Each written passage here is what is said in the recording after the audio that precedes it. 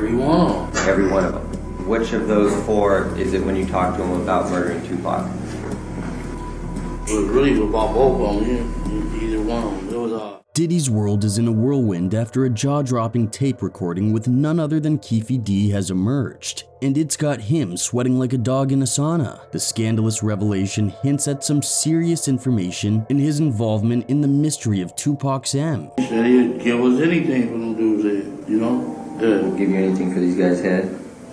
Yeah, he said it in front of all the people. I couldn't believe it. You know what I'm saying? In Anaheim? Yeah. Word on the street is that this bombshell could potentially send shockwaves through the music mogul's reputation and legal battles. But what's the buzz all about? The hip-hop world has always had its fair share of drama and mystery, and one of the biggest enigmas in the universe is the M of rap legend Tupac Shakur. For ages, there have been all sorts of theories about who might be responsible for the tragic events that went down in Las Vegas on that infamous night. Now, we've got this leaked interview with Keefe D, a key player in the Tupac investigation, shining a fresh light on this enduring puzzle. So let's dive into the interview's juicy details and take a closer look at what Keefe D had to say about music mogul Sean Diddy Combs and his alleged connection to Tupac M. Yeah, he should. I think he should look out. He look out for everybody else. It's been nearly 3 years since we lost Tupac, and his M case had been collecting dust. But guess what? The tale of Tupac M is making a triumphant return to the spotlight, and this time it comes with some answers. It's not just good news because this mystery has lingered on for decades, but it's extra juicy because the latest updates point fingers at the man who was pretty much everyone's prime suspect all along, Diddy. Now, it was this documentary that claimed, which we know wasn't true. Yeah, check this out. We don't talk about things that are nonsense. We don't even entertain nonsense, my brother. From regular folks on the street to celebrities who had any connection with Tupac and were around during his final moments, it seems like everybody's got a Diddy link to throw into the mix. Now, for some scientific sleuthing, these theories actually make sense. Diddy did seem like the one who stood to gain the most from Tupac's untimely demise. When you've got intent, motive, and a suspicious side-eye from just about everyone, what more do you need to convince you? I couldn't imagine what was being held on to all this time for them to be so curious that they wanted to go raid the spot. The plot thickens, and it's not just a wild theory. There's more to suggest that Diddy might indeed be in hot water. It turns out that authorities stumbled upon some intriguing evidence linked to one of Tupac's old associates who was with him on that fateful night. In the interview, Keefe D spills the beans about his 4 encounters with Sean Diddy Combs, each one intricately tied to the Tupac saga. These rendezvous went down in San Diego, Anaheim, Irvine, and Las Vegas, and they've sent everyone's eyebrows skyward in connection with the M investigation. According to Keefe D, during these hush-hush meetings, Puffy allegedly broached a bone-chilling plan involving the demise of both Tupac Shakur and Suge Knight. Which of those four is it when you talk to him about Tupac?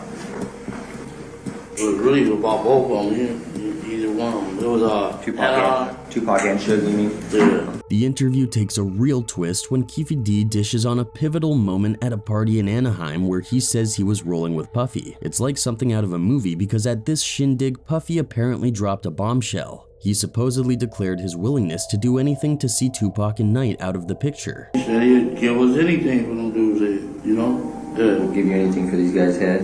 Yeah, he said it in front of all the people. I couldn't believe it. In the interview, Keefe D recounts a series of chilling encounters with Puffy that paint a dark and suspenseful picture. At an Anaheim party, Keefe D noticed Puffy's visible anxiety, and it was clear that something had set off this sudden urgency. The room was filled with influential figures from the hip-hop world and beyond, but the atmosphere was anything but relaxed. It was like a heavy cloud of tension hanging over the gathering. Keefe D vividly describes the scene, underlining Puffy's apparent desperation. "I'm the only one alive who can really tell you the story about the Tupac K," Keefe D said in this 2018 series, explaining that he was finally opening up about what allegedly happened because he had cancer. Quote, "I have nothing else to lose," he added. "All I care about is the truth." Several months later at Greenblatt's Deli, Keefe D alleges that Puffy's quest intensified, leaving no doubt about his desire to see Tupac and Biggie eliminated. During this conversation, Puffy supposedly offered a hefty sum of money for the hits, to which Keefe D responded by demanding $1 million for the job. He said that pissed Combs off, Keefe D claimed. They allegedly settled the terms of the hit at Greenblatt's Deli, where Keefe D asked for $1 million to K both Tupac and Knight. Keefe D alleged he told Diddy, "We'll wipe their A out quick, man, it's nothing." This escalation of the situation left Keefe D convinced of Puffy's seriousness. It was Puffy who introduced the idea of $1 million payout for the M of Tupac and Knight. Keefe D recalls Puffy agreeing to this sum and sealing the deal with a handshake, a revelation that firmly implicates Puffy in a disturbing conspiracy, this handshake symbolizing a pact that would alter the course of hip-hop history.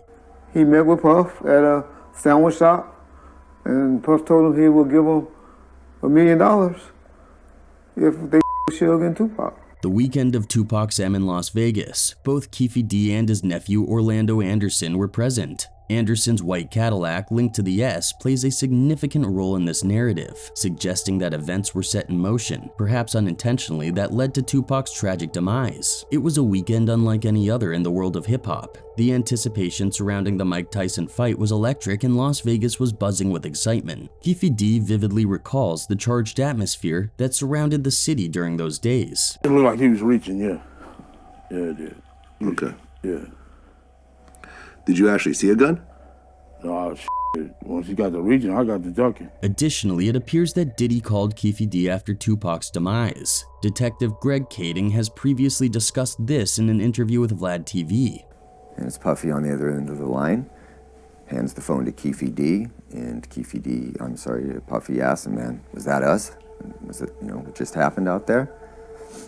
Keefe D's like, "Yeah, that's us." The plot thickens as Detective Greg Kading spills more details. He discloses that during their conversation, Diddy promised Keefe D a cool $1 million.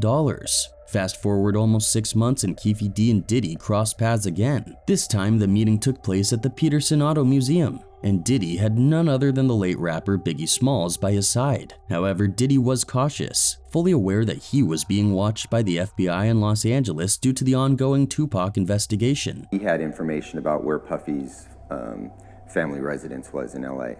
Kading's insights reveal that Diddy was reluctant to have any direct association with Keefe D, especially considering their previous discussion about that $1 million offer. The stakes were higher now, thanks to the intensified scrutiny on Diddy and the East Coast-West Coast hip-hop rivalry, which had turned deadly with Tupac's M. Fans have also believed that Diddy has some connections with Tupac's tragic demise because Tupac had already said that he was involved in some shootings on Tupac. One person wrote, "He got rid of 2 best stars and made a career. It is not possible that Tupac and Notorious were killed, and today they are only guesses and theory. They were not as dangerous as gangsters, but the fact is that they created a best music business and someone wanted to get rid of the 2 best rappers. It's not Italian, Russian, or Chinese mafia that made huge money besides creating music. Their careers in rap music disturbed someone. Someone eliminated not gangsters, but rap stars to take their place." Another one added, "R.I.P. Tupac, and I do believe that Diddy had something to do with the legend's demise. Also, and a few others, cause he wouldn't bow down, so he was taken out, and Tupac probably was going to spill the beans to open others' eyes about what was going on, and he also didn't show any fear when he figured out he was going to be taken out. And I do have some other conspiracies about what happened to him, and I wish I was able to meet Tupac. I love his music, been listening to it a lot, and I hope he gets the justice he deserves." Moreover, the feud between Tupac Shakur and Biggie Smalls, 2 of hip-hop's most iconic figures, is believed by many to have roots in Diddy's involvement. The first major falling out between Tupac and Biggie occurred when they were set to collaborate on a project for fellow rapper Lil Sean. On November 30th, 1994, Tupac arrived at Times Square's Quad Recording Studios, prepared to head upstairs where Biggie and Diddy were located.